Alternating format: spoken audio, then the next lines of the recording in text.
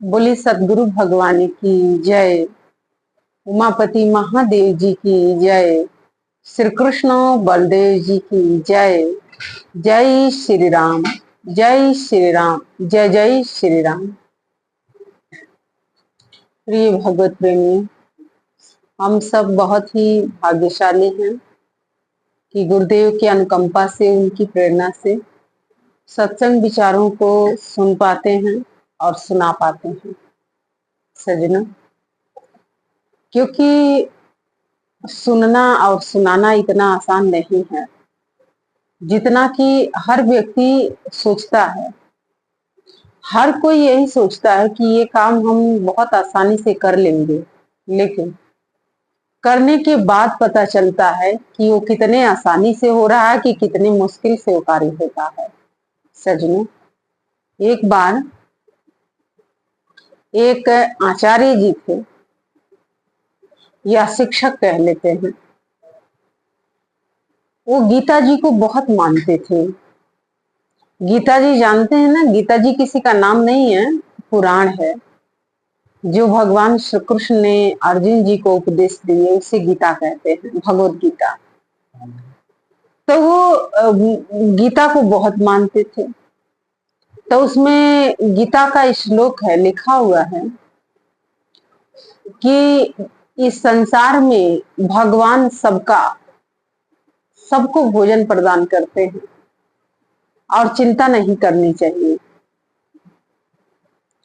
अब उनके पास जो भी आता था आचार्य जी के पास, वो कहते थे कि कल की चिंता मत करो, जो हो रहा है आज होने दो। और कुछ भी वो कल के लिए नहीं रखते थे। जो भी आता था वो बांट देते थे, दे देते थे, कल के लिए कुछ रखते ही नहीं थे।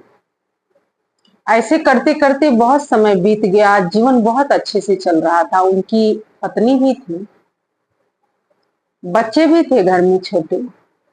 सजनों, कहते हैं ना कि सब दिन होत न एक समाना। भगवान ने कहा, भगवान श्री कृष्ण कि इतना मानता है गीता जी को, मेरे उपदेश को इतना मानता है, इतना विश्वास करता है, मैं इसकी परीक्षा लूं। और कहते हैं कि जब रात्रि हुई, सब उन्होंने बांट दिया, जो भी खाद सामग्री आया था, कुछ नहीं रखा अपने पास। उनको पता ही था कि कल फिर से आ जाएगा। और भगवान ने भी निर्धारित किया था कि कल मैं इसको कुछ दूंगा ही नहीं। देखता हूं कि इसका विश्वास कब तक इस टिका रहता है और ये कब तक ये विश्वास बना के मेरे पर रखता है। सजनों, मैंने कहा ना, कुछ करना इतना आसान नहीं होता है। इसीलिए कहा गया है, ये तन विष की बेल रे गुरु अमृत के खान, शीश दिए जो गुरु मिले तो भी सस्ता जान। कि जो दिखता है वो इतना आसान नहीं होता है। ये शरीर तो विष के बेल है, जैसे विकार ही विकार है, लेकिन शीश दिए जो गुरु मिले तो भी सस्ता जान। कि अगर ये शीश भी देना पड़ जाए दान में, या गुरु को भेंट चढ़ाना पड़ जाए, और ऐसा पूर्ण गुरु आपको मिल गया है, तब भी समझ लीजिएगा कि ये सौदा बहुत सस्ता हुआ है और दे देना चाहिए, उसका मोल भाव नहीं करना चाहिए। और सज्जनों, लेकिन ये जो शिक्षक थे, जो गुरु जी थे, जो आचार्य जी थे, जिस भी शैली में आप समझेंगे, इनके अंदर क्या है, ये सिर्फ कहते थे। कहने में और जीवन में उतारने में बड़ा अंतर होता है। सुना देना और सुनने में जमीन आसमान के अंतर है। व्यक्ति दूसरे को हर रोज कोई बात सुनाता है, लेकिन जब उसे कोई सुनाता है तो उस दिन उसको एहसास होता है कि मैंने इतना सुनाया, अब मुझे भी कोई सुना रहा है। तो सज्जनों, सुनाने में और सुनने में बहुत अंतर है। खाने में और खिलाने में भी बड़ा अंतर होता है। लोगों को दूसरे के खाना बहुत अच्छा लगता है। अगर रोज कहीं कुछ होता है ना, लंगर हो, भंडारा हो, या किसी का बर्थडे पार्टी है, किसी की शादी पार्टी है, और वहां पर बहुत अच्छे अच्छे व्यंजन मिल रहे हैं, तो आप देखिए, एक को बुलाया जाएगा तो वहां पर 4 लोग जाते हैं। 4 का कोई काम नहीं है, लेकिन एक के साथ 3 फ्री लोग जाते हैं। और सज्जनों, जो समझदार व्यक्ति होता है वो कभी फ्री का किसी का खाता नहीं है। या तो वो शारीरिक श्रम करेगा, या तो उसका कुछ वो दान देगा, तब जाके वहां पर वो भोजन ग्रहण करता है। लेकिन जिनको आदत है खाना सिर्फ देना नहीं, तो उनके जीवन में बहुत कई बार घाटा भी होता है। सज्जनों, वो गुरुजी उसी में के थे, सिर्फ कहते थे। गीता जी की जो बातें थी, जो श्लोक थे, जीवन में उतरा नहीं था। कुछ लोग होते हैं ना, तोता रट्टू बन जाते हैं, पढ़ लेते हैं और सुनाने लग जाते हैं। सज्जनों, वेद पुराण ग्रंथ जो बना है वो किसके लिए बनाया गया है? अपने जीवन के लिए बनाया गया। मात्र सुनिए मत, मात्र रटिए मत उसे। क्योंकि अगर आज जो आप रट रहे हैं, कल अगर भगवान ने आपकी परीक्षा ले ली तो फिर आप क्या करेंगे? आपको उस योग्य बनना भी तो पड़ेगा ना। और सज्जनों, वो शिक्षक तो बन गए थे और 4 लोगों को, 10 लोगों के सामने वो अपना एक वर्चस्व कायम कर रहे थे। एक तरीके से जो आता था, कुछ लोग होते हैं ना, दिखावा करते हैं, मन में कुछ है लेकिन बाहर कुछ शो करते हैं, होते कुछ हैं बताते कुछ हैं। बहुत से ऐसे लोग मिल जाएंगे आपको, और देखने में ऐसा लगेगा कि उनके जितना धार्मिक व्यक्ति कोई हो ही नहीं सकता। उनके जैसे महात्मा इस संसार में तो कोई दूजा है ही नहीं, ऐसा भी प्रतीत होता है सज्जनों। और वो ऐसे ही अपने आप को शो कर रहे थे। अब हुआ क्या? भगवान ने कहा कि अच्छा, तुम इतना कुछ कर रहे हो, मैं भी आज तुम्हारी परीक्षा लूंगा। सज्जनों, भगवान हर कोने से आपको देखते हैं, हर जगह से आपको देख रहे हैं, लेकिन विश्वास किस पे होता है? जो दिखता है उसी पर विश्वास है, जो नहीं दिखता उस पर तो विश्वास ही नहीं है। बहुत से ऐसे लोग हैं, कहते हैं संसार पर ना विश्वास करें तो भगवान पर करें। संसार तो दिख रहा है पर भगवान तो नहीं दिख रहा ना। तो सज्जनों, ये संसार की रीत है, जो दिखता है लोग उसी पर विश्वास करते हैं, और जो नहीं दिखता है उस पर विश्वास नहीं होता है। इसीलिए भगवान को जानने वाले बहुत कम लोग मिलते हैं, लेकिन भगवान को मानने वाले बहुत लोग मिलते हैं। क्योंकि वो सुन के मान रहे हैं ना, किसी की बात सुन लिया तो मानने लग गए। लेकिन इस संसार में बहुत कम लोग हैं जो भगवान को जानते हैं, क्योंकि उन्होंने देखा है तो वो जानते हैं, लेकिन मानने की संख्या तो बहुत ज्यादा है। तो सज्जनों, ये संसार की रीत है। संसार पर इसीलिए विश्वास है क्योंकि संसार दिखता है, लेकिन संसार जिसने बनाया वो नहीं दिखता, तो उसके ऊपर इतना विश्वास नहीं होता है। और सज्जनों, गुरु जी की यही स्थिति थी।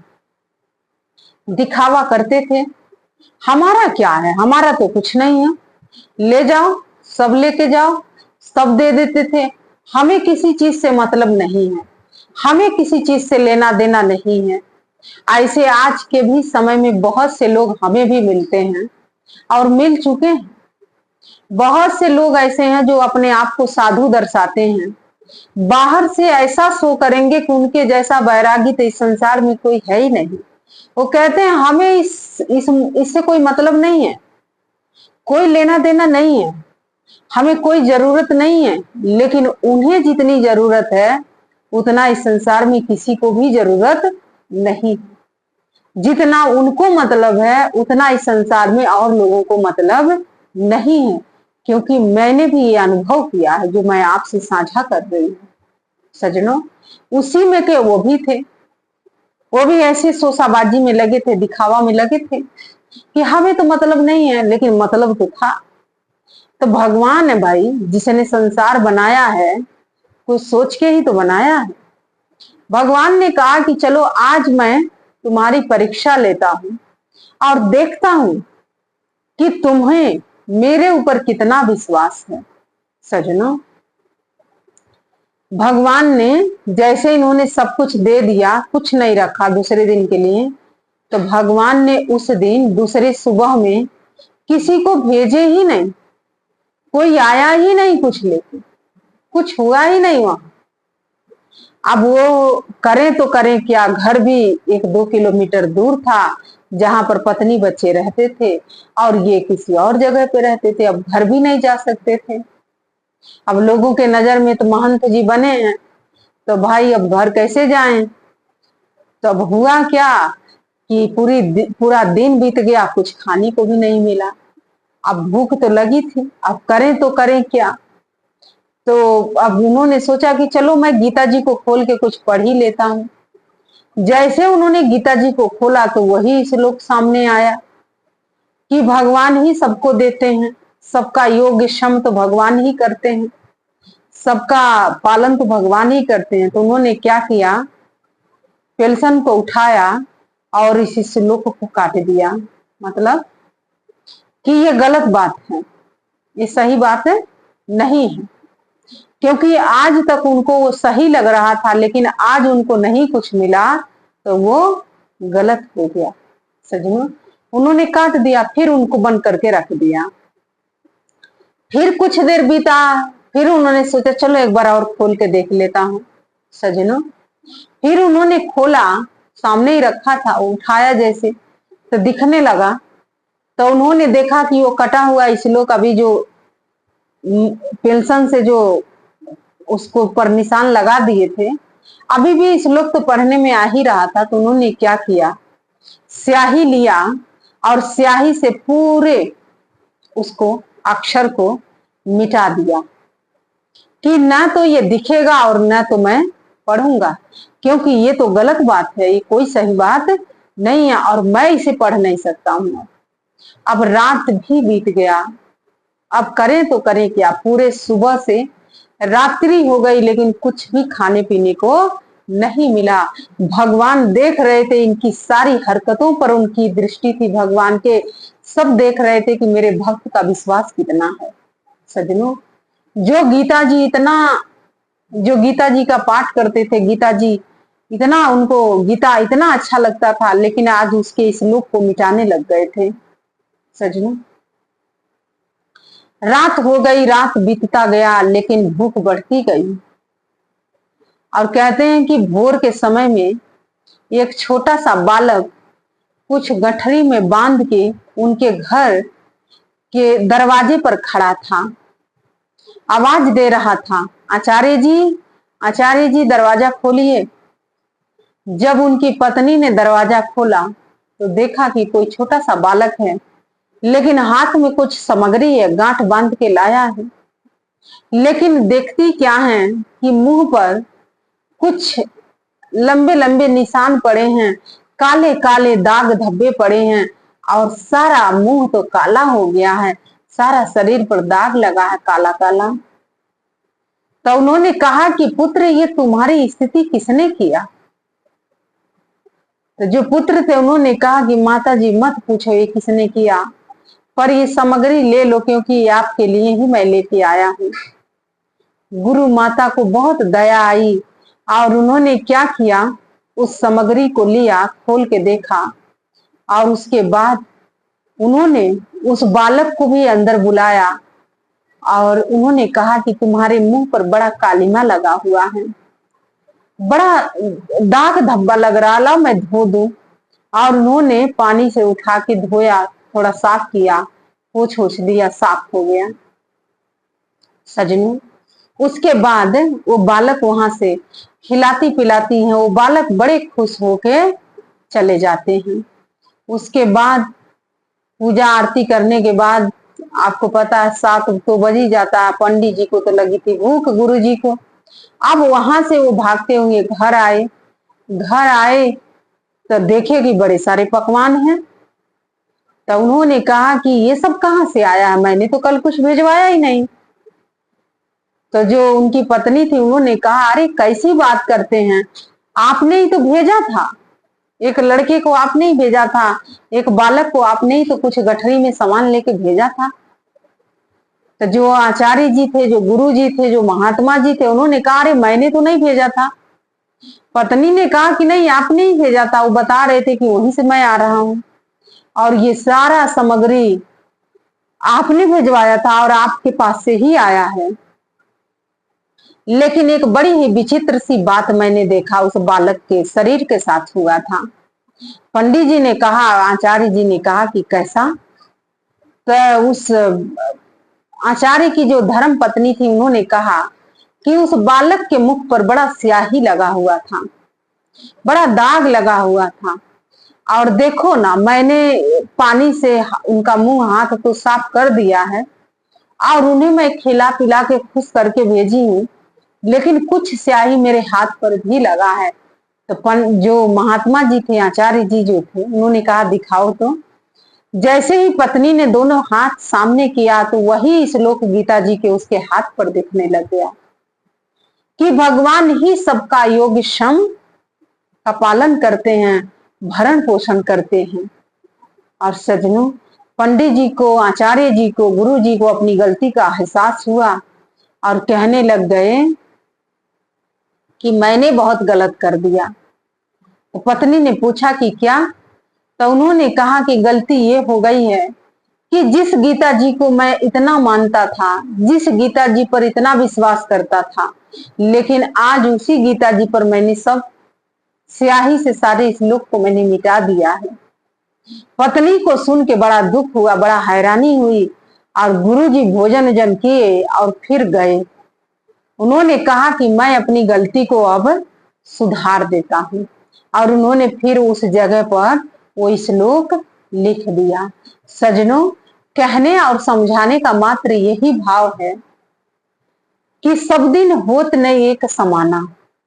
जिस दिन आप यह कह देते हैं कि मुझे तो पूर्णता भगवान पर विश्वास है, तो अगर आपने कहा है कि पूर्णता विश्वास है तो आपने पूर्णता अपने आप को भगवान पर न्यौछावर कर दिया, छोड़ दिया, अपना सारा जीवन का भार उनके ऊपर छोड़ दिया। लेकिन कभी कभी भगवान भी आपके विश्वास की परीक्षा लेने हेतु आ जाते हैं। और सजनों, जैसे उस व्यक्ति के पास आए, उसकी परीक्षा लिए। सजनों, ऐसे जीवन में बहुत बार ऐसी घटनाएं घटती हैं। इसीलिए कहा जाता है कि सीताराम सीताराम कहिए, जही विधि राखे राम तही विधि रहिए। सीताराम सीताराम कहिए, तही विधि राखे राम, वही विधि रहिए। क्योंकि ये दिन और रात तो भगवान ने बनाया है, इस संसार को परमात्मा ने बनाया है, लेकिन परमात्मा दृष्टिगोचर नहीं होता है।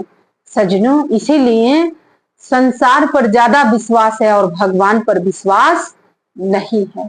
लेकिन सजनों, इसका मतलब ये नहीं है कि भगवान नहीं दिख रहे हैं बाहर से तो आपके विश्वास में कोई अभाव आ जाए। सजनों, व्यवस्था में अभाव हो सकता है, लेकिन आपकी अवस्था में कभी अभाव नहीं आना चाहिए। वही एक सच्चा भक्त होता है जो हर एक परिस्थिति में सीताराम सीताराम कहता है और जिस विधि भगवान रखते हैं उसी विधि वो रहता है। सजनों, इसीलिए कहा गया है कि भक्ति करे कोई सूरमा, जात वर्ण कुल खोई। बहुत लोग हैं, दावा करते हैं, लेकिन जब विपरीत समय आता है, विपरीत परिस्थिति आती है, तो वहीं पर पता चल जाता है कि कितने भक्त हैं और कितना इनका विश्वास गुरु पर है।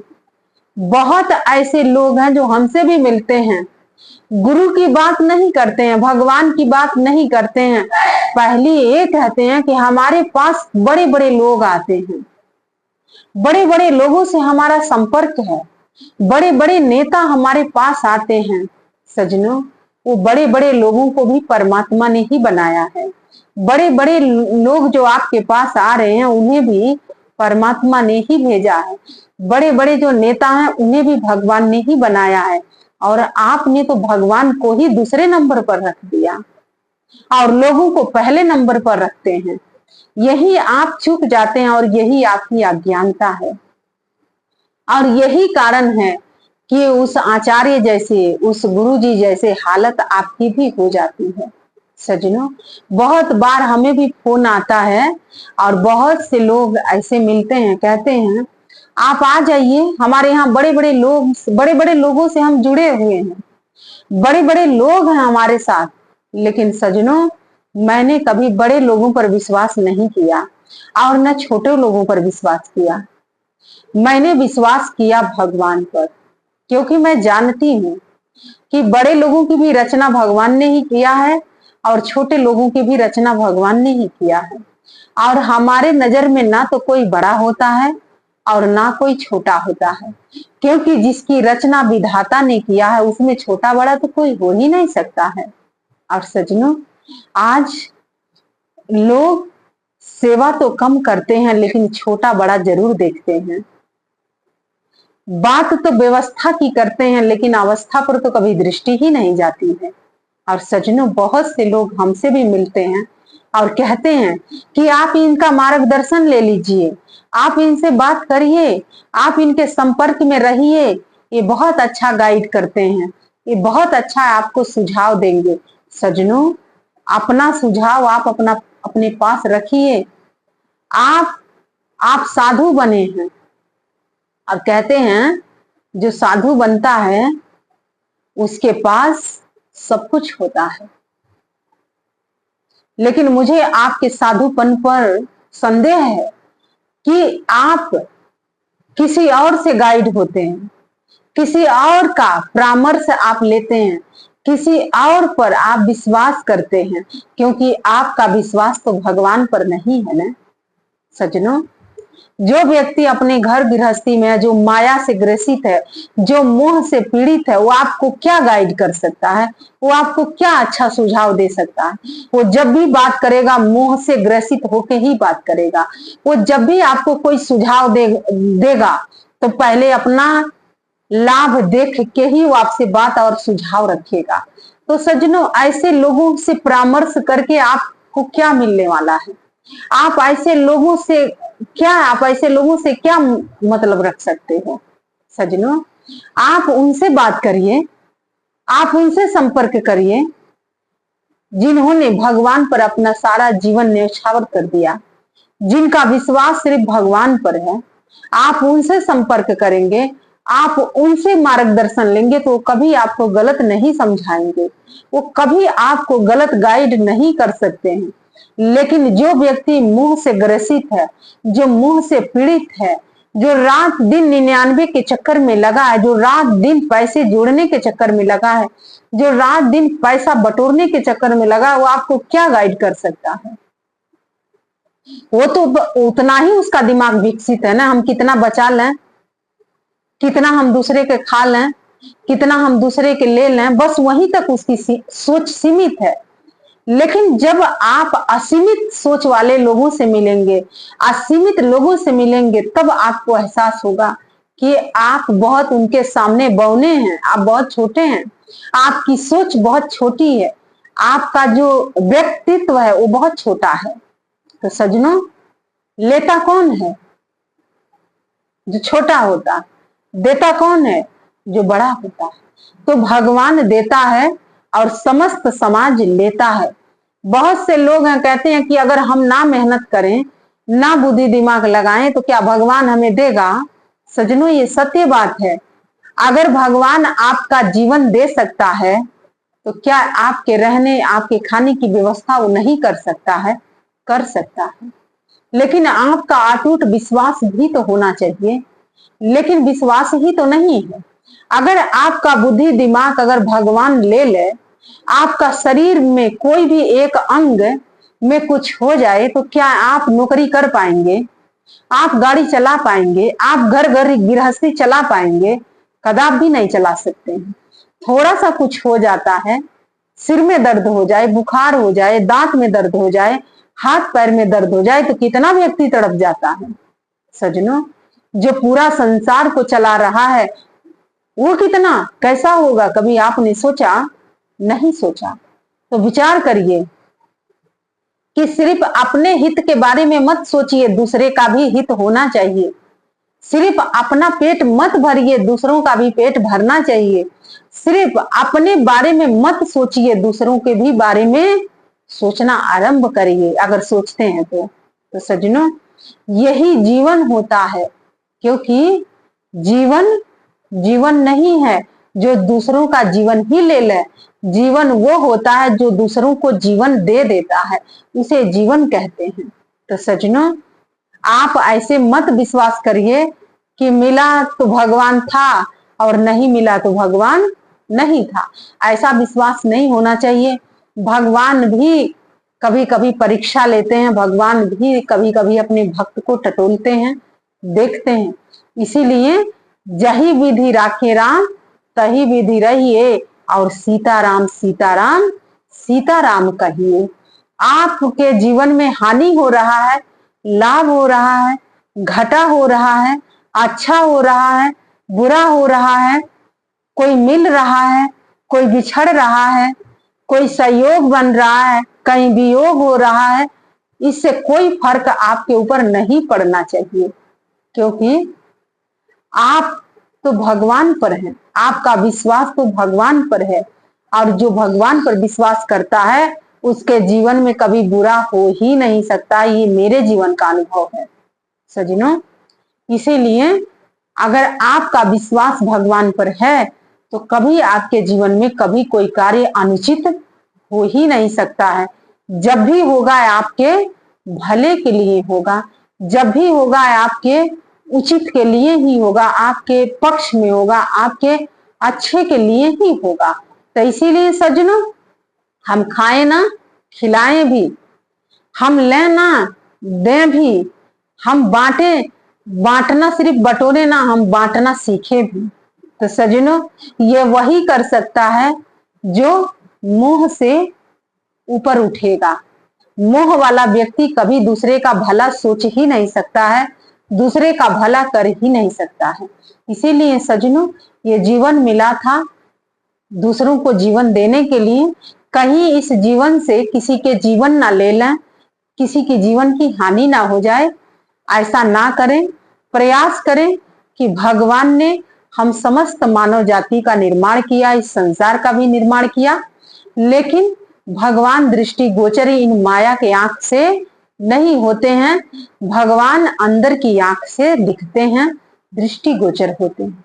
तो आइए समस्त भक्तों से और समस्त साधकों से और समस्त मानव जाति से हम प्रार्थना करते हैं कि जिस भगवान ने इस संसार की रचना की, हमें और आपको बनाया, उस परमात्मा को हम सब साक्षात्कार दर्शन करें, देखें, हर क्षण उनका सुमिरन करें, हर क्षण उनको याद रखें, हर पल उनके यादों में हम खोए रहें।